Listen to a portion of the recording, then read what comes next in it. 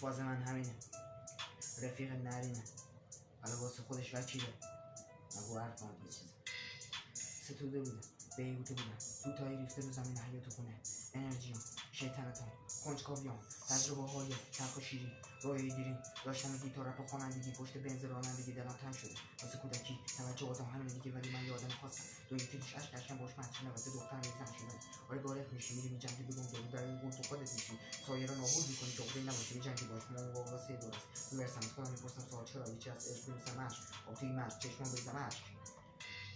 مریخ اینجاست توی زمین، ولی آدمایی تو زمین میرن مریخ. میخوام دوباره رچم از کوچه مریخ، همه رفاقای اسمی دوست داشتم حسی، خوب اونجا کنارم بودی، مرسی. اینجا ایرانه.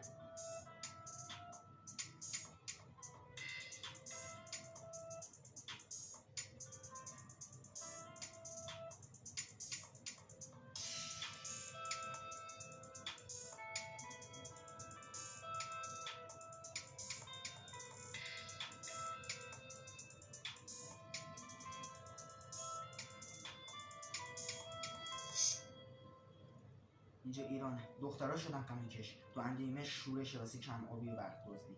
اینجا بازی کنی سرتو میبازی، سر رحمت به حکومت نازی. آقازاده ها پوست ماشین، شما ستم کنی اینو شما به من بگین، بعدش بریم بگیم بمیریم. چرا زمین مال خداست ولی بنداش فقیر، لاشی بازی سر یه مش آدم ضعیف، همه تو اعدام میشیم به ردیف. آره مریخ اینجا تو کرمون، قاچاق میشه تریاک مزرعه خشخاش، این مش نفساس خرس میکشه خورناس، تو نامدار آره کلا کنار میگولا.